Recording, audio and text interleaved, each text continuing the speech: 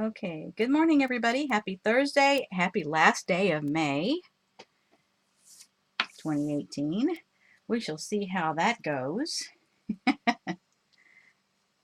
We've got some sunshine. I'm trying some new stuff with my lighting. I turned off the overhead.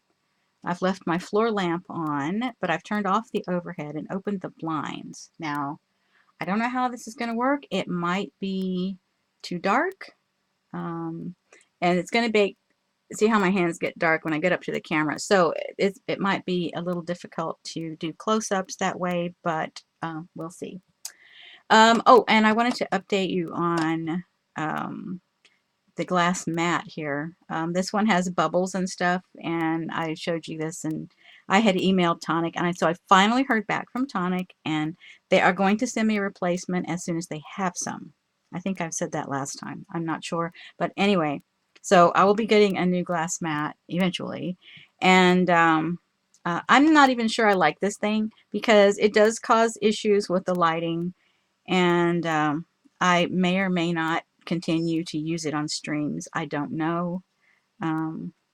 We'll see. And it fingerprints like crazy. I just noticed that. Wait, where'd these come from? Yeah, so it fingerprints like crazy. I don't even know if you guys can see that, but get that off of there. I didn't realize that was happening. Okay, so I'm going to show the Hexie Quilts. If you're watching this on YouTube, feel free to fast forward at any point. I may break up the video into two. I don't know yet. So what I've got, I'm going to show you my first quilt in progress. This is my Hexie Quilts. Morning. And I've got most of it together at this point. These are not the main part of the quilt. The main part is over here. I'll show you in a minute. But what I've done is I started with let's see, what do they call the roll of fabric? Let me see if I have one. I call it a cinnamon roll, but I think there's another name for it. Let me see if I can find one that's not in the box. No, that's not in the box. Okay, well, I want to show you guys this anyway. But let me see if I can find, nope. Anyway, I'll explain it to you. So what the fabric came in, see, it kind of coordinates, right? So it came in what I call a cinnamon roll. So it's a big roll of fabric strips. Okay. And so what I did was took each strip and put it, cut out the hexagons on my vagabond. Okay, so I've got the several sizes of the hexagons. So I needed one size. Let me grab something over here. Let me see. So I needed one size for the cards because this is the English paper piecing. Okay, so I needed one size to cut all the cards that go inside the hexagons. Okay, and then I needed another size for the actual fabric that goes around the card. Okay, so yes, I did turn the recording on. Thank you for the reminder. Yeah, so this is how it started out. And I did a lot of these while recovering from my back injury. And I got a lot of this done while I was sitting in a specific chair. So I had, oh, I guess I could show you the box, the setup. Yeah, so I could show you that too. Anyway, so it started out like this. So step one is cutting all of the paper, and I just used cardstock. Okay, just regular cardstock. I have some light gray and some white. For some reason, the light gray went on sale, so I bought light gray, a pack of light gray. But this is my setup, and I have pictures of my setup over on Instagram. I don't really like the snippy scissors. However, it was handy after all, but they're not really sharp. There's two different brands, and one is Anchor and one is Bonds and Porter, I think. And I can't remember which one this is, but this is the sharpest one. The other one I didn't like, so I gave it away because it wouldn't cut the threads for me. It was making me nuts. Anyway, and I've got my leather quilt thimbles. I've got a few of these that I modified because my fingers are kind of short and the leather was too long, so I trimmed the leather off, and then you have to kind of work the leather a little bit to get it soft enough so it actually stays put on your finger. Otherwise, it goes flying off onto the floor. Yeah, these happen to have a little metal disc inside the part that goes on the part that's on the pad of your finger where you push, and it doesn't go through the leather unless you miss and go on the side of that little disc. Then you have a problem. So you have to watch that. So anyway, this is my setup.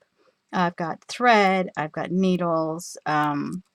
This is a little thing I made out of an old golf tee. My husband kindly contributed to my craft box. But a golf tee pushed through some ethofoam, some pieces of ethofoam. And I have a piece of ethofoam as my pincushion. Actual pincushions weren't working for me. They didn't stay put, and it just wasn't working in this setup. And this travels too, so I had to make it viable for traveling. Anyway, so it started out, you cut your fabric, and then you go to baste Hexies together, which looks like, okay, this is the process. You put your paper in, fold it down, and you go around and you fold it down, and then you end up with this piece. So this is the beginning of Hexie Quilts, and I have many, many, many Hexies. I have, let me show you. I have boxes and boxes of Hexies. And this is just 3. I have 10. Yeah. This is my second quilt. Okay. Yes, I have 2 of them going. So yes, at any one point, I've got 2 quilts going, different processes. The second quilt is in the basting stages. Okay, so that's my setup. They turn into these.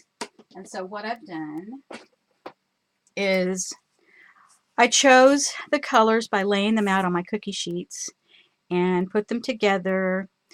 First I did this part, and then I put on what I call the shadow of the diamond. Okay, so the diamonds, they're different. As you can see, the fabrics here, they're different. And trying to put the shadow on, man, it took me a long time to just find enough fabrics to do this with. I don't want any one fabric next to each other in this border, okay? So, yeah, these are not going to be stitched together. These are the fill-ins for the side of what I'm going to show you now. Okay, so let me see if I can, okay, I fit them in here this way. All right, so I have 35 of the 4x4 blocks. Okay, so this is what it looks like in the 4x4.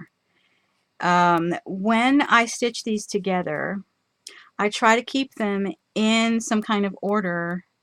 I laid them all out on the bed. I took photographs. I try to keep them in a certain order because I don't want 2 blocks the same together. So it was a lot of arranging, which was fun. Okay, so this set, there's about half of the blocks. They are all stitched together. I have removed all the papers except for what's on the very outside. You need to leave those in until you get it all stitched together. Okay, so the other half is in this situation. Now, for traveling, I like to stitch them together most of the way. And leave some for traveling. So then all of these are stitched to the point where I can finish the block. Okay, so then when I have all the blocks together, okay, and they'll be put like this over the whole bed. Okay, these single blocks are, when I go to put them together, there's a space on the edge. I don't know if I can do this in here. Let me see. I don't know if I can get this on screen. I'll try. Let's see how this works. All right, let me take one off and take another one off. I want to keep these in order though, because they are stacked the way they go. So when they're on the bed, let me see if I can get it. Okay. All right. Let me see how they go. They go like this. Okay. So when they're on the bed, now they don't necessarily go like this. I'm just trying to get these in here to show you where these go. So then this one would go in here. So these are going to fill in that ziggy-zaggy on the edge, so that then I can fill in the solid ones on this side, or I can applique this down. I'm not sure how I'm going to finish it yet, but you get the idea. Okay, so let me get these back where I had them. Okay, so anyway, that's quilt 1. Okay, so it's pretty close to being halfway, because when I get it halfway, then I'll celebrate. But it's pretty close, but it's not there yet. Okay, so that's quilt 1. My second quilt is going to be this shape, triangles. Okay, so I've got all these triangles. Now this is just the blue colors. So what I do is I will lay all the hexagons out, and then I will choose which colors go together, and then they will end up, now I haven't decided exactly how these are going to go, but and of course the colors won't go side by side, but this is just, I'm just showing you. No, Marie, the cardboard comes out, the cardstock will come out when the stitching is finished. You leave it in there so you have a nice stiff edge to stitch against. So that's why you leave it in there. But anyway, this is the next quilt. This is the second one, and it is still in the basting stages. So I'm still basting hexies for this one. But what I do is I will lay out. Okay, I'm going to pull these out now. Hopefully the glare won't be too bad. Let me keep them over here. Okay, that'll work. Okay, so I lay them out on the tray, and if you can, if I can tilt it a little bit, you can see that I've got 3 and 3 and 3, and you see the design in this one? See that design? Okay, so some of the centers have designs. Let me see if I can find a good one. Oh yeah, here's a really good one right here. Yeah, some of the designs, you can see the flowers that I've put together in the middle of that one. So it's a little different thing going on in the middle, and it gives me a nice challenge. See, here's one that's ready to be stitched together. But I get these all laid out, and I can go through them tray by tray, and you see they stack. So I put the ones that are similar together, because this goes on the outside, this goes on the outside, and try to use all these different fabrics. See, there's some purple ones going on, and see, I've already stitched the center of this one. This is really dark, so you probably can't see that flower I made in there, but there's a flower in that one, and there's a flower in this one. Let me see if I can lift it a little bit so you can see without losing the light. There you go. You can see that flower really nicely. So this is what I do, and it takes a lot of time, but it's all the details, and I love details. You guys probably know that by now. I love details.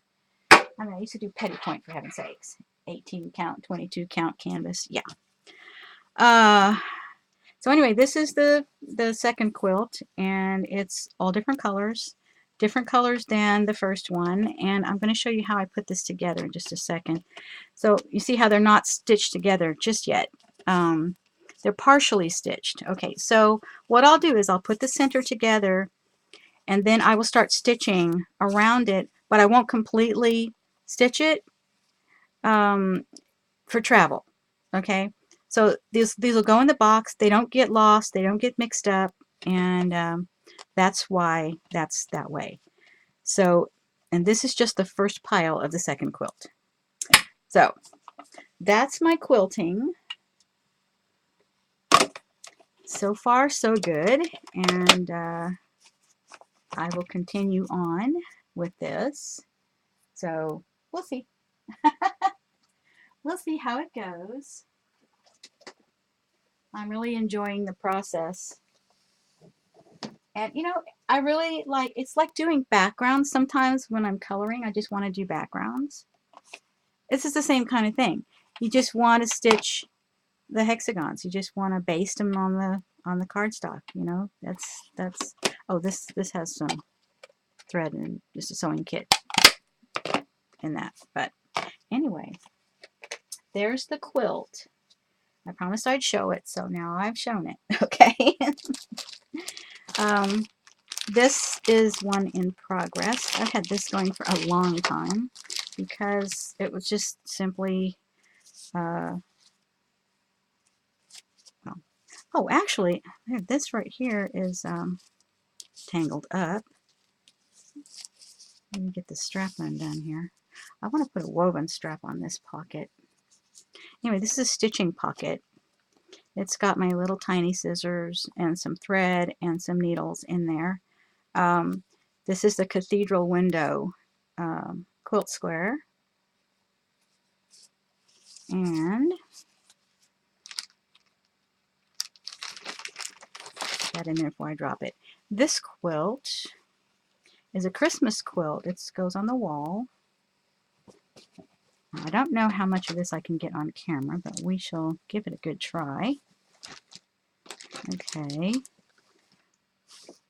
Okay. So it's about 32 inches. Finished, it'll be about 32 inches. And I've got this kind of semi-solid poinsettia fabric to go on the back. Now, it's not finished because these are not stitched. These are stitched. Okay. See how that curves now? Look at the difference between this square and this square. Okay, like here's a square. Oh, that's really hard for you guys to see that. Oh my goodness. Okay, let me see if I can lift it and tilt it so you can, okay. Now you can see. All right, so these are straight and there's still a pocket. Okay, these are curved. This pocket is still there, but you turn down the edges and stitch them down, and that's what makes it look curvy. And you really can't see it. I mean, this is really hard for you guys to see because, let me try something here. Because it's so big that it's hard to get it under here. But if you can look at this side is done. These are all done. But I don't know if you can see the difference or not on you know, between here and here. Yeah, probably not. But anyway. Anyway, this is hand stitching at its best. I really like the fine stitching. I love to do applique, and that's kind of what this is. This is got part of applique in there. So that's my. I think that's probably the only pieces that I have that are in process. I've got 2 quilts that need quilting. But I can't show those on camera. They're just way too big, queen size and king size, so that's not happening. Anyway, thanks, Dorothy. Thanks, Norma. Yeah. Anyway, that's my quilting. Okay. So, show and tell over. All right. What I kind of wanted to do was color. That's kind of all what I've wanted to do lately is color. And the thing I've done most recently, like last night, is color this little square, it's a letter K, all right? And this is from Kelly. Okay, now I'm going to have to see. Kelly okay, now I can't remember the name. But the book is The A to Z of Flora and Fauna. And the printed version from the UK was $50 and some odd cents. And I'm like, no, not happening. And so I kept looking, and sure enough, she has an Etsy shop, okay? And you can get it in the Etsy shop, and so as a PDF, and then you print what you need. Okay. Now I tweeted her name when I showed the koi fish that I did from Sammy's tutorial. When I showed the koi fish, and I think the kingfisher was done at that point. I'm not sure. But I just looked up some pictures and colored, on Google and colored them. So it's not too bad. Now I'm going to have to turn the camera off to zoom in and turn it back on. So what I'm going to do is I have to start the recording again. I'll have to start a second one. So I don't know what's going to go up on YouTube. We've been having issues. Some of the streamers have been having issues getting their videos to upload to YouTube because they come out with some kind of errors. And I had one already happen to me about 3 weeks ago, the same problem. So I don't know. But anyway, I can't zoom in my camera because the software is not functioning properly. So I'm going to have to, well, you know what? Let me try it right quick. Okay. Let me try it just one more time. And it's because it was functioning and then it stopped functioning. So I don't know what the problem is with it. It's just, I don't know, it makes me a little bit crazy. Let me see. I've got to zoom in. And it won't give me just the controller. That's what makes me crazy. I don't know. It's the Logitech C910. It's a great camera, but the software, they have not updated it for Windows 10, and it just doesn't function as it's supposed to. And it works for a little while, and then it quits working. So I don't know what the deal is with that. It's making me crazy. I do not know. Okay, so let me see if I can get this to come up. It's taking forever. Okay, here we go. We're getting something here. Okay, here we go. Now let me see if I can get it to zoom in. Then I won't have to stop the recording. This will be good. If this will function, let's see. I have to be able to see the page, I guess. Let me see. What did I do wrong here? Okay, let me see if I can get it to zoom in. It doesn't want to function. Oh, rats. Come on. Behave. Well, darn. It puts the controls up here, but then it doesn't want to do anything. Bummer. Okay. Okay, so what I'm going to have to do is stop. I'm going to have to stop the recording, stop broadcasting, and then rebroadcast once I zoom in. Okay, so I'm going to leave this here and zoom in, and I will be back in a couple of minutes. Keep your fingers crossed that this works.